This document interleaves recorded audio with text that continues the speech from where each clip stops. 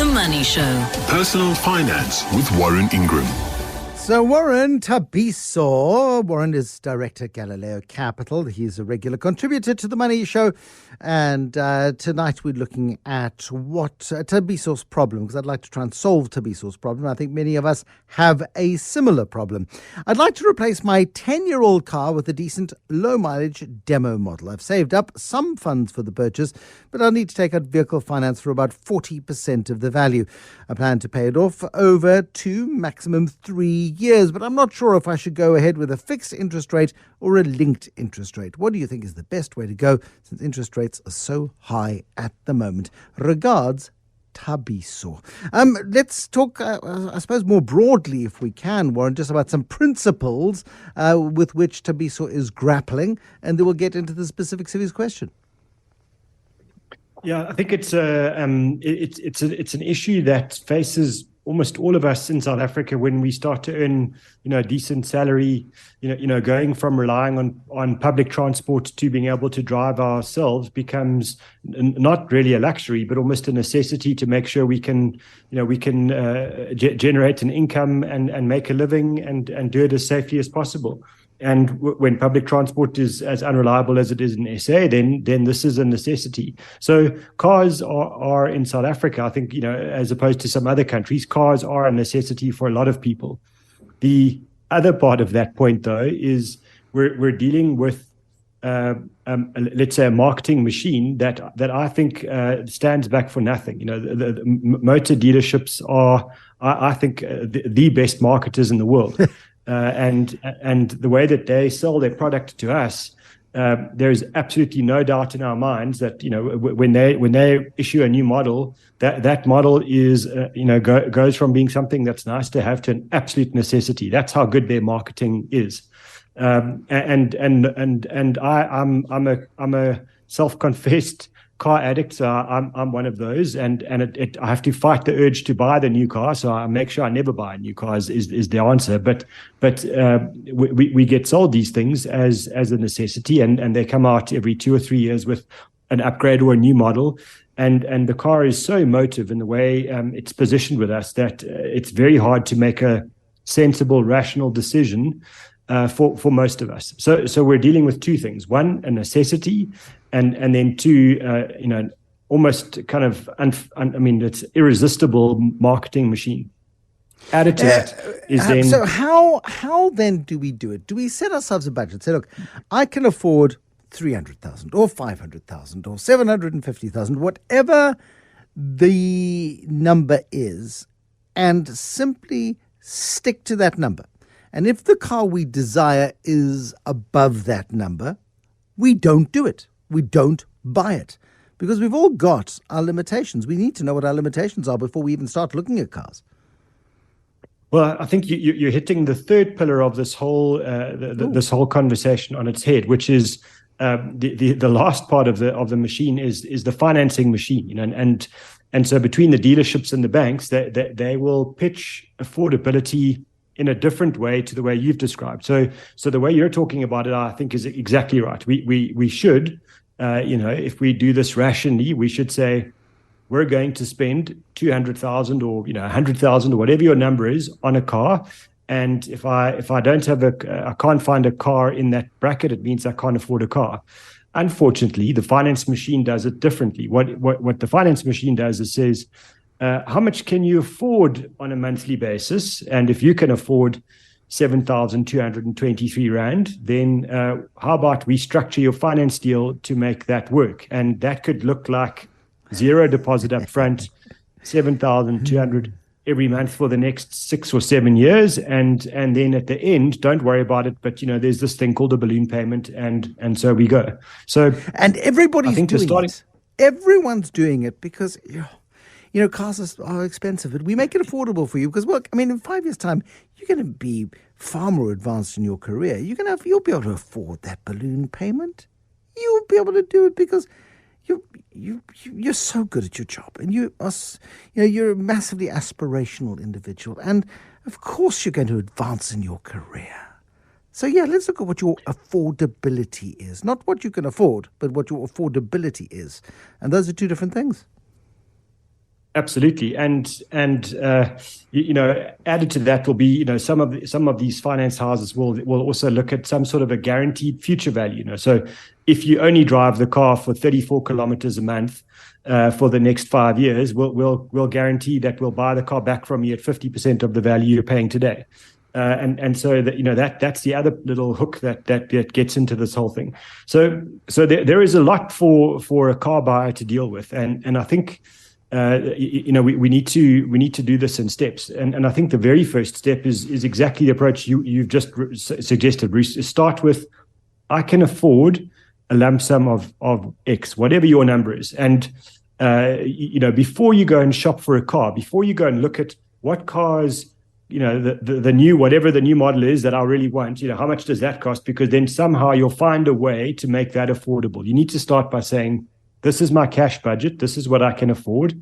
And if you don't, and most South Africans simply cannot start by buying a car cash. It's just not practical or possible for them. If that's the case, then you say, okay, I can afford, whatever it is, 3,000 Rand a month as a monthly debit order to pay for a car and pay it off over 3 or 4 years. And that means I need to save X as a deposit. And I need to be sure that I've got insurance and all the other things that I need to fund that car in addition to the monthly payment. And then you know what your number is. Once you've got your number, you put that number into, there are quite a few very good online sites that, you can specify a price for a car. And then you start to look for what you can afford, as opposed to the other way around. Because I've fallen into that trap too many times to count. I'm certainly not bragging here. I'm a victim of myself, which is, I love the new car, whatever it is, and let's find a way to make that work. And then I look at affordability last, and it's just such a mistake. So for Thabiso and everybody else that's listening, that's not the way to do it. The way to do it is the Bruce way. Start with the lump sum. This is what I can afford. And then you start to work on all the other criteria. And I think there's a lot to go in, but that's the starting point, Bruce. There's nothing that focuses the mind more than saving money and then deciding how much of that money you want to spend on an asset that depreciates the moment you drive it off the showroom floor. And it will change your expectations of what you want to drive. You may think that you look best in the latest Porsche or the latest Mercedes or the latest Audi, whatever it might be. You may think that's where you look best. But you maybe have champagne goggles on. You've got beer money and champagne tastes. And the temptation is to take your 300,000 Rand and to put it down as a deposit and get the car that you look good in, because it's only 7,000 Rand a month, as you say. So a couple of rules here, Warren. One, set a budget and stick to it. Whether you're financing the car or paying cash for it, stick to the budget no matter what. If you are financing it, get the biggest possible deposit that you can to throw against the price. Get the shortest term you can and ensure that by the end of that term, that car is paid off in full. And then you probably get another 5 or 6 years drive out of it. I think there are a few things to add there. One, even though the dealerships or the finance houses might offer you a term longer than 5 years, you definitely should not do that. As you said, the car is losing value every single second of every single day that you own it, even if you're not driving it. So you simply cannot finance a car over 7 years and convince yourself you made a good financial decision. The truth is you have not. And so if you take a finance period of 5 years, that's fine. Make sure you do everything you possibly can to pay it off over 3, and do whatever you can to make that work.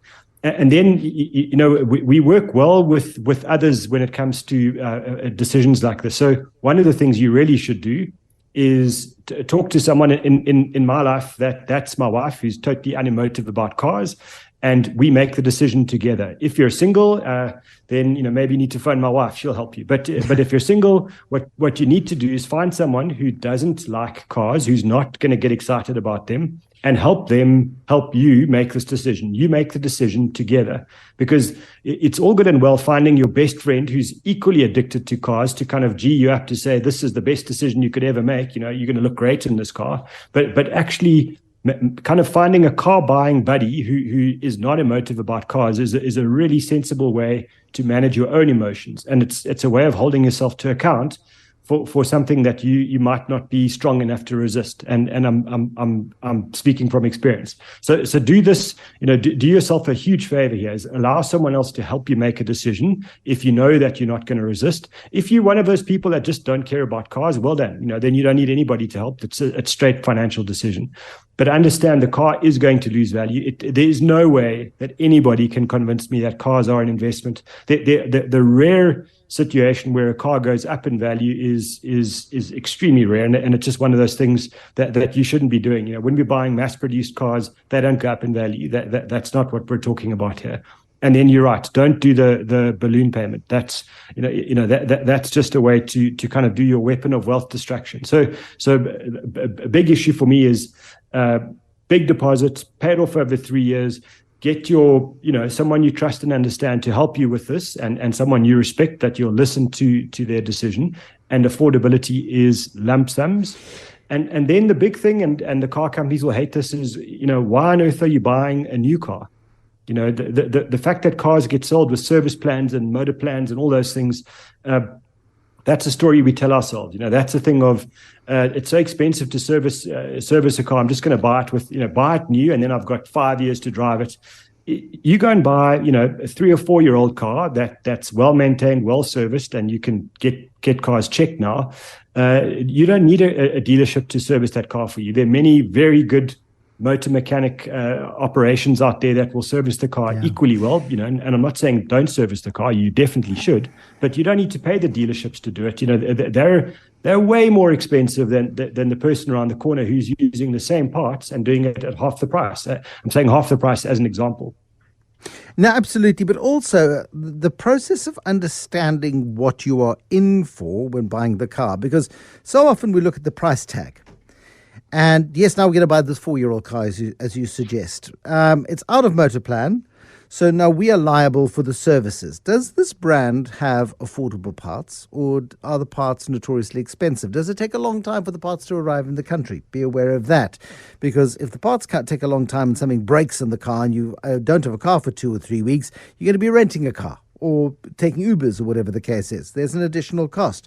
Have you checked the tires to see if they've got at least, 10,000 more Ks on them? Have you checked, where the repairs were done previously, whether they were done properly, and whether or not the service schedule was stuck to? And then, of course, it's not just the insurance that you've got to be aware of, because also insurance doesn't go down, despite the fact that the value of the car decreases every year. The price of insurance goes up because the insurance companies say, well, no, our parts go up every year, and if we have to replace parts in your car during an accident, well, then that becomes more expensive.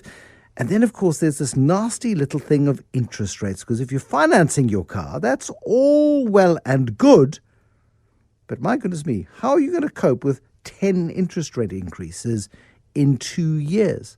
Can you survive those should they occur? And that's precisely where a lot of people are coming unstuck at the moment. And I think there are two aspects to this. One is, circling all the way back to Tabiso's question around letting your interest rate float or fixing your interest rate is something we need to talk about. And then, I think both the insurance companies and the finance houses seem to me to punish younger drivers. So younger drivers tend to pay significantly higher interest rates and certainly pay very high insurance premiums, and there could be an argument on the insurance company's part that younger drivers are higher risk, but certainly that's a huge factor, and so to me, I haven't seen a good finance deal where you fix interest rates that actually work in the favor of the client. To me, what you find is, if they fix an interest rate, I mean, let's say now prime's at 11.25. If you get offered a fixed rate, the likelihood is it's not at prime. It's going to be at prime plus 2 or 3 or whatever the percentage is. And usually those fixed interest rate deals get offered not long before interest rates start coming down again. And so I've never found it a deal where I would be kind of tempted to fix the rate. I think making sure that your interest rate is linked to prime is good, and understanding that when prime is at 11.25 and a dealership comes to you and says, we can finance your car at prime plus 2 or prime plus 3, you're in a situation where you're nearly paying 15% on interest a year. Understanding that when you're paying 15% interest, it's doubling against you every 5 years. So if you buy the car today at 100,000 Rand, you've paid at least another 100,000 Rand in finance charges over the next 5 years. And remember, the car that you bought for 100,000 Rand, by the time you sell it, is probably worth 50,000 Rand. So you've ended up costing yourself 100,000 of finance charges, plus losing 50,000 just in the value of the car. So you need to try and get the lowest interest rate you can. And sure, you can't always negotiate with the banks. Paying a big deposit helps. But what you can do to protect yourself then is pay off that car as fast as you possibly can. So even if you are getting drilled at prime plus 1, you stop the pain as fast as possible. And the one thing you can control is pay off that car much, much more quickly than the 5 years. And as I said earlier, please don't do it over 7, because then you're in it probably 150%. The trouble is, when you're buying a car over 7 years and you can't afford the car, they were told you it's affordable, but you actually couldn't afford it. And you get to the end of the 7-year period and you say, thank goodness that is over. I've now got a 7-year-old car. Except you've driven it quite hard because you're a rep or whatever the case is, and it's almost time to get a new car. Oh, and there's still the balloon payment, because that balloon payment is Satan's little surprise for you once you think you're done with the payments, and that's quite frightening. It is, and just to understand balloon payments for a second. So let's say they tell you at the end of the period you're going to need to pay in another 100,000 Rand. That 100,000 Rand is not a loan that they've given to you interest free. They are charging you interest on that 100,000 for the entire period of the finance deal. So if you've taken a 7-year deal from the finance house and you're paying off at the end another 100,000 right at the end. All of that you've paid interest on for the entire period. So you've paid the 200,000 Rand, car price, plus now the balloon right at the end. You're paying interest on that right at the end. So the balloon payment is an extremely lucrative thing for the finance house and for the car dealership. For you as the buyer to now make a car affordable, just understand. A 7-year car finance deal with balloon, you've probably paid 1.5 times the price of the car just in finance charges. It's not affordable. If you can't buy the car with a deposit and get it done over 5 years, the truth is that car is not affordable for you. You need to change your price bracket and look at something that you can afford. That's the hard truth. And just be aware of the fact that interest rates do go up, and they can go up for quite a long time, and they can stay higher than the rate at which you bought the car for longer than you think. And if that occurs to you, you could get caught short, and you'll find yourself in financial trouble, because there's also maintenance and running costs on these blooming things. And that is a reality for it. So Thabiso wants to replace his 10-year-old car with a decent low-mileage demo model. No problem there. Saved funds for the purchase, but he will need to take out vehicle finance for 40% of the vehicle, and he wants to pay it off in 2, maximum 3 years. I'm guessing 2 is better than 3. Not sure if you go for a fixed rate or linked interest rate. The linked interest rate, the floating interest rate here, Warren, I would argue, and I would concur with you, where we are in the interest rate cycle at the moment. There may be one interest rate hike coming. Is it likely we're going to get another 4 or 5 interest rate hikes? It's possible, but not likely. And, on that basis, you'll be paying a much higher premium than you need to on this car for the duration of your contract, because if you believe the rates are coming down fairly soon, you'd be mad to fix your rate. It's absolutely true. I think, if we do get one more rate hike, and let's say Thabiso has to finance the car over 3 years, for example, there is a good chance over a 3-year period that rates do come down somewhere along the line, maybe later on. So I would certainly not fix the rate. And And then, it seems like Thabiso knows what to do with this. So certainly paying off the car quickly again makes all the sense. And I think with fixed rates, you might even be penalized if you paid off the car earlier. So again, just another argument against a fixed rate. So no, please don't fix the rate. Go with floating, and everything else that Thabiso wants to do, I think, is amazing. Big deposit, pay off the car quickly, and if you get, if Thabiso gets it done over 2 years, great. That's exactly the right way to go with this. Warren Ingram, personal financial advisor and director at Galileo Capital, with good insights and good wisdom this evening when it comes to the process of buying a car. You are going to need to buy a car. You're going to need to buy several cars.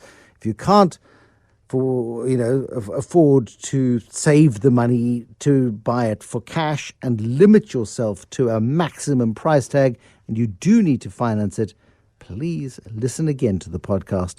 It's absolutely critical that you go in forearmed, because the temptations, air conditioning, leather seats, the temptations.